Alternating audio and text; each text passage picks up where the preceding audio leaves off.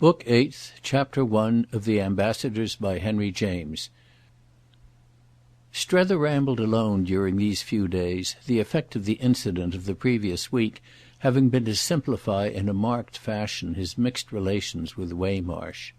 Nothing had passed between them in reference to Mrs. Newsome's summons, but that our friend had mentioned to his own the departure of the deputation actually at sea, giving him thus an opportunity to confess to the occult intervention he imputed to him.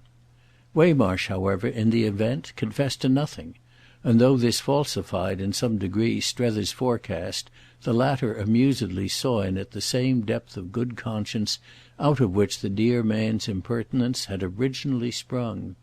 He was patient with the dear man now, and delighted to observe how unmistakably he had put on flesh. He felt his own holidays so successfully large and free that he was full of allowances and charities in respect to those cabined and confined. His instinct toward a spirit so strapped down as Waymarsh's was to walk round it on tiptoe for fear of waking it up to a sense of losses by this time irretrievable. It was all very funny, he knew, and but the difference, as he often said to himself, of Tweedledum and Tweedledee, an emancipation so purely comparative that it was like the advance of the doormat on the scraper. Yet the present crisis was happily to profit by it, and the pilgrim from Milrose to know himself more than ever in the right. Strether felt that when he heard of the approach of the Pococks, the impulse of pity quite sprang up in him beside the impulse of triumph.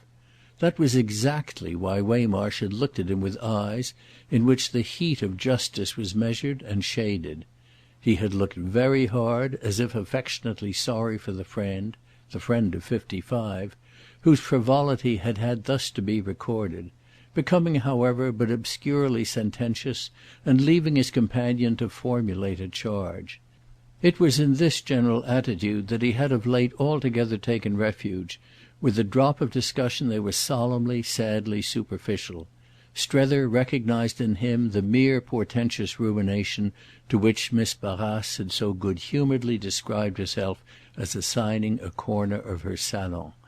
It was quite as if he knew his surreptitious step had been divined, and it was also as if he missed the chance to explain the purity of his motive. But this privation of relief should be precisely his small penance. It was not amiss for Strether that he should find himself to that degree uneasy. If he had been challenged or accused, rebuked for meddling or otherwise pulled up, he would probably have shown, on his own system, all the height of his consistency, all the depth of his good faith. Explicit resentment of his course would have made him take the floor, and the thump of his fist on the table would have affirmed him as consciously incorruptible. Had what now really prevailed with Strether been but a dread of that thump, a dread of wincing a little painfully at what it might invidiously demonstrate? However this might be, at any rate, one of the marks of the crisis was a studied lapse in Waymarsh of betrayed concern.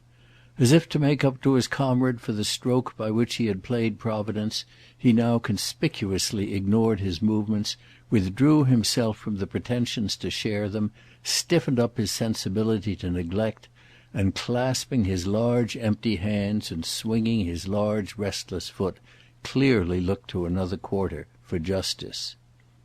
This made for independence on Strether's part, and he had in truth at no moment of his stay been so free to go and come. The early summer brushed the picture over and blurred everything but the near. It made a vast warm fragrant medium in which the elements floated together on the best of terms, in which rewards were immediate and reckonings postponed.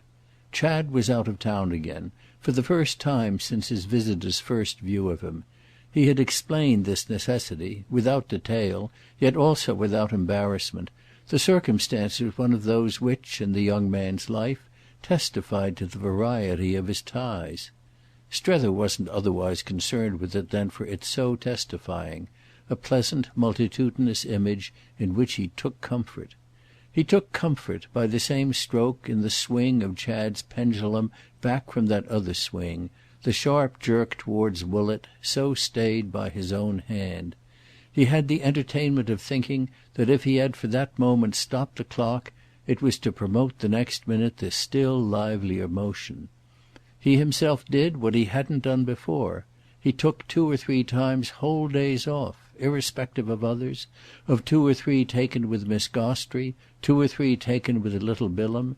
He went to Chartres and cultivated, before the front of the cathedral, a general easy beatitude. He went to Fontainebleau and imagined himself on the way to Italy.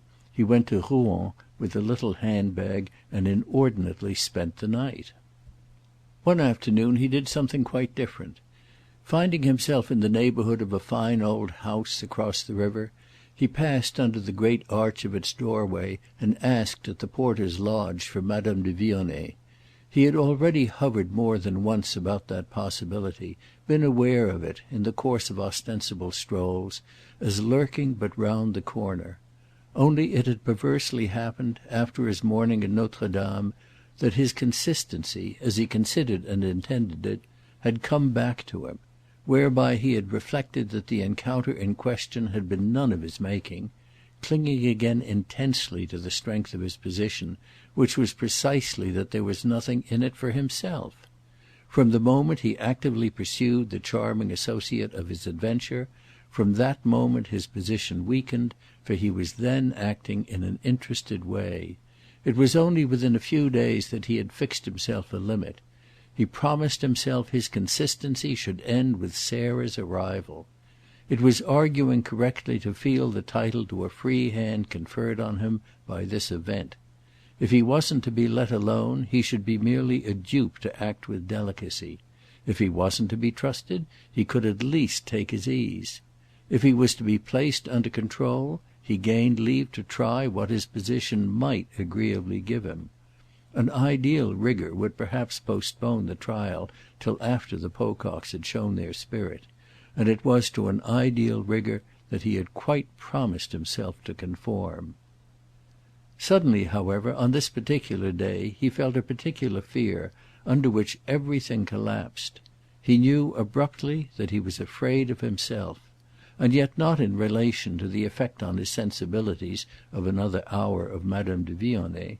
What he dreaded was the effect of a single hour of Sarah Pocock, as to whom he was visited in troubled nights with fantastic waking dreams. She loomed at him larger than life. She increased in volume as she drew nearer. She so met his eyes that, his imagination taking, after the first step, all, and more than all, the strides, he already felt her come down on him, already burned under her reprobation with the blush of guilt, already consented, by way of penance, to the instant forfeiture of everything. He saw himself, under her direction, recommitted to Woollett, as juvenile offenders are committed to reformatories. It wasn't of course that Woollett was really a place of discipline, but he knew in advance that Sarah's salon at the hotel would be. His danger, at any rate, in such moods of alarm, was some concession on this ground that would involve a sharp rupture with the actual. Therefore, if he waited to take leave of that actual, he might wholly miss his chance. It was represented with supreme vividness by Madame de Vionnet, and that is why, in a word, he waited no longer. He had seen in a flash that he must anticipate Mrs. Pocock. He was accordingly much disappointed on now learning from the portress that the lady of his quest was not in Paris. She had gone for some days to the country. There was nothing in this accident but what was natural. Yet it produced for poor Strether a drop of all confidence. It was suddenly as if he should never see her again, and as if, moreover, he had brought it on himself by not having been quite kind to her. It was the advantage of his having let his fancy lose itself for a little in the gloom that, as by reaction, the prospect began really to brighten from the moment the deputation from Woollett alighted on the platform of the station. They had come straight from Havre, having sailed from New York to that port, and having also, thanks to a happy voyage, made land with a promptitude that left Chad Newsome, who had meant to meet them at the dock, belated. He had received their telegram with the announcement of their immediate further advance just as he was taking the train for Havre, so that nothing had remained for him but to await them in Paris. He hastily picked up Strether, at the hotel, for this purpose, and he even, with easy pleasantry, suggested the attendance of Waymarsh as well; Waymarsh, at the moment his cab rattled up, being engaged, under Strether's contemplative range, in a grave perambulation of the familiar court.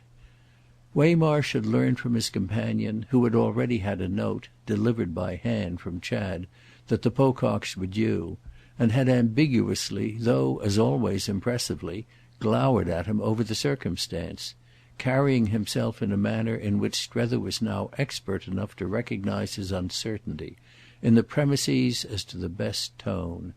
The only tone he aimed at with confidence was a full tone, which was necessarily difficult in the absence of a full knowledge. The Pococks were a quantity as yet unmeasured, and as he had practically brought them over, so this witness had to that extent exposed himself. He wanted to feel right about it, but could only, at the best, for the time, feel vague. "I shall look to you, you know, immensely," our friend had said, "to help me with them," and he had been quite conscious of the effect of the remark, and of others of the same sort, on his comrade's sombre sensibility. He had insisted on the fact that Waymarsh would quite like Mrs. Pocock; one could be certain he would. He would be with her about everything, and she would also be with him, and Miss Barrace's nose, in short, would find itself out of joint. Strether had woven this web of cheerfulness while they waited in the court for Chad. He had sat smoking cigarettes to keep himself quiet, while, caged and leonine, his fellow traveller paced and turned before him. Chad Newsome was doubtless to be struck, when he arrived, with the sharpness of their opposition at this particular hour. He was to remember, as a part of it, how Waymarsh came with him and with Strether to the street, and stood there with a face half wistful and half rueful. They talked of him, the two others, as they drove, and Strether put Chad in possession of much of his own strained sense of things. He had already, a few days before, named to him the wire he was convinced their friend had pulled, a confidence that had made on the young man's part quite hugely for curiosity and diversion. The action of the matter, moreover, Strether could see, was to penetrate. He saw, that is, how Chad judged a system of influence in which Waymarsh had served as the determinant. An impression just now quickened again, with the whole bearing of such a fact on the youth's view of his relatives. As it came up between them that they might now take their friend for a feature of the control of these latter, now sought to be exerted from Woollett, Strether felt indeed how it would be stamped all over him, half an hour later, for Sarah Pocock's eyes, that he was as much on Chad's side as Waymarsh had probably described him. He was letting himself at present go. There was no denying it. It might be desperation, it might be confidence. He should offer himself to the arriving travellers, bristling with all the lucidity he had cultivated. He repeated to Chad what he had been saying in the court to Waymarsh, how there was no doubt whatever that his sister would find the latter a kindred spirit, no doubt of the alliance, based on an exchange of views, that the pair would successfully strike up. They would become as thick as thieves, which, moreover, was but a development of what Strether remembered to have said in one of his first discussions with his mate, struck as he had then already been, with the elements of affinity between that personage and Mrs. Newsome herself. I told him one day, when he had questioned me on your mother, that she was a person who, when he should know her, would rouse in him, I was sure, a special enthusiasm, and that hangs together with the conviction we now feel, the certitude that Mrs. Pocock will take him into her boat, for it's your mother's own boat that she's pulling." "Ah," said Chad, "mother's worth 50 of Sally."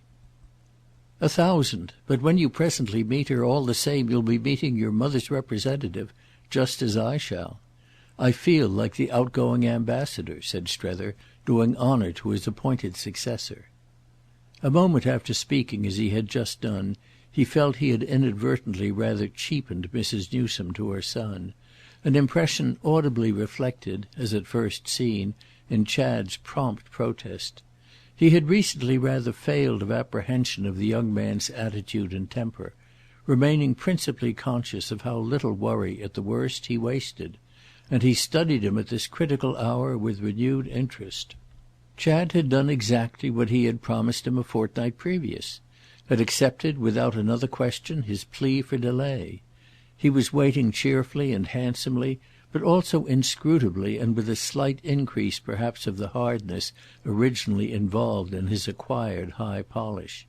He was neither excited nor depressed, was easy and acute and deliberate, unhurried, unflurried, unworried, only at most a little less amused than usual. Strether felt him more than ever a justification of the extraordinary process of which his own absurd spirit had been the arena. He knew as their cab rolled along, knew as he hadn't even yet known, that nothing else than what Chad had done and had been would have led to his present showing. They had made him, these things, what he was. And the business hadn't been easy. It had taken time and trouble. It had cost, above all, a price. The result at any rate was now to be offered to Sally, which Strether, so far as that was concerned, was glad to be there to witness. Would she in the least make it out or take it in, the result, or would she in the least care for it if she did? He scratched his chin as he asked himself by what name, when challenged, as he was sure he should be, he could call it for her. Oh, those were determinations she must herself arrive at. Since she wanted so much to see, let her see then and welcome. She had come out in the pride of her competence, yet it hummed in Strether's inner sense that she practically wouldn't see. That this was moreover what Chad shrewdly suspected was clear from a word that next dropped from him. "They're children, they play at life." And the exclamation was significant and reassuring. It implied that he hadn't then, for his companion's sensibility, appeared to give Mrs. Newsome away, and it facilitated our friend's presently asking him if it were his idea that Mrs. Pocock and Madame de Vionnet should become acquainted. Strether was still more sharply struck hereupon with Chad's lucidity. "Why, isn't that exactly, to get a sight of the company I keep, what she has come out for?" "Yes, I'm afraid it is," Strether unguardedly replied. Chad's quick rejoinder lightened his precipitation. "Why do you say you're afraid?" "Well, because I feel a certain responsibility. It's my testimony, I imagine, that will have been at the bottom of Mrs. Pocock's curiosity. My letters, as I've supposed you to understand from the beginning, have spoken freely.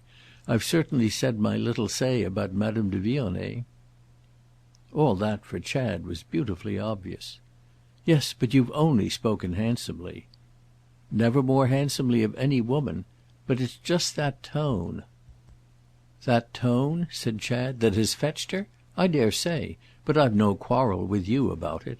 And no more has Madame de Vionnet. Don't you know by this time how she likes you?" "Oh," and Strether had with his groan a real pang of melancholy, "for all I've done for her." "Ah, you've done a great deal."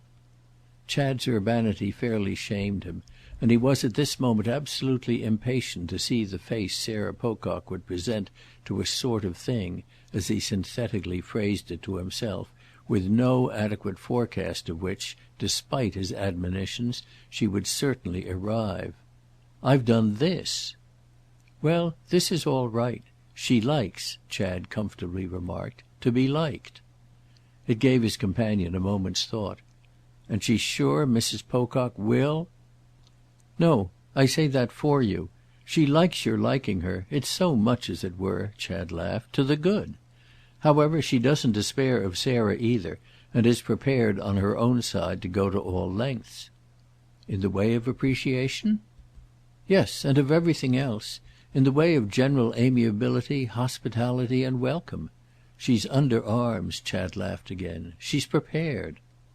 Strether took it in; then as if an echo of Miss Barrace were in the air: "She's wonderful." "You don't begin to know how wonderful."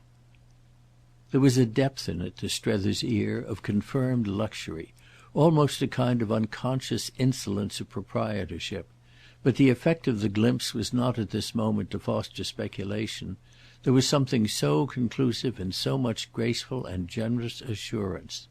It was in fact a fresh evocation, and the evocation had before many minutes another consequence. Well, I shall see her oftener now. I shall see her as much as I like, by your leave, which is what I hitherto haven't done." "It has been," said Chad, but without reproach, "only your own fault. I tried to bring you together, and she, my dear fellow, I never saw her more charming to any man. But you've got your extraordinary ideas." "Well, I did have," Strether murmured, while he felt both how they had possessed him and how they had now lost their authority. He couldn't have traced the sequence to the end, but it was all because of Mrs. Pocock. Mrs. Pocock might be because of Mrs. Newsome, but that was still to be proved. What came over him was the sense of having stupidly failed to profit where profit would have been precious. It had been open to him to see so much more of her, and he had but let the good days pass. Fierce in him, almost, was the resolve to lose no more of them, and he whimsically reflected, while at Chad's side he drew nearer to his destination, that it was after all Sarah who would have quickened his chance. What her visit of inquisition might achieve in other directions was as yet all obscure. Only not obscure that it would do supremely much to bring two earnest persons together. He had but to listen to Chad at this moment to feel it, for Chad was in the act of remarking to him that they of course both counted on him, he himself and the other earnest person, for cheer and support. It was brave to Strether to hear him talk as if the line of wisdom they had struck out was to make things ravishing to the Pococks. No, if Madame de Vionnet compassed that, compassed the ravishment of the Pococks, Madame de Vionnet would be prodigious. It would be a beautiful plan if it succeeded, and it all came to the question of Sarah's being really bribable. The precedent of his own case helped Strether perhaps but little to consider she might prove so, it being distinct that her character would rather make for every possible difference. This idea of his own bribability set him apart for himself, with the further mark in fact that his case was absolutely proved. He liked always, where Lambert Strether was concerned, to know the worst, and what he now seemed to know was not only that he was bribable, but that he had been effectually bribed. The only difficulty was that he couldn't quite have said with what. It was as if he had sold himself, but hadn't somehow got the cash. That, however, was what characteristically would happen to him. It would naturally be his kind of traffic. While he thought of these things he reminded Chad of the truth they mustn't lose sight of, the truth that, with all deference to her susceptibility to new interests, Sarah would have come out with a high, firm, definite purpose. "She hasn't come out, you know, to be bamboozled. We may all be ravishing. Nothing perhaps can be more easy for us. But she hasn't come out to be ravished. She has come out just simply to take you home." "Oh well, with her I'll go," said Chad good-humouredly. "I suppose you'll allow that." And then as for a minute Strether said nothing, "Or is your idea that when I've seen her I shan't want to go?" As this question, however, again left his friend silent, he presently went on. "My own idea at any rate is that they shall have, while they're here, the best sort of time." It was at this that Strether spoke. "Ah, there you are. I think if you really wanted to go—" "Well?" said Chad to bring it out. "Well, you wouldn't trouble about our good time. You wouldn't care what sort of a time we have." Chad could always take in the easiest way in the world any ingenious suggestion. "I see. But can I help it? I'm too decent." "Yes, you're too decent," Strether heavily sighed, and he felt for the moment as if it were the preposterous end of his mission. It ministered for the time to this temporary effect that Chad made no rejoinder, but he spoke again as they came in sight of the station. "Do you mean to introduce her to Miss Gostrey?" As to this Strether was ready. "No." "But haven't you told me they know about her?" "I think I've told you your mother knows." "And won't she have told Sally?" "That's one of the things I want to see." "And if you find she has—" "Will I then, you mean, bring them together?" "Yes," said Chad with his pleasant promptness, "to show her there's nothing in it." Strether hesitated. "I don't know that I care very much what she may think there's in it." "Not if it represents what mother thinks?" "Ah what does your mother think?" There was in this some sound of bewilderment. But they were just driving up, and help of a sort might after all be quite at hand. "Isn't that, my dear man, what we're both just going to make out?" End of Book Eighth, Chapter 1.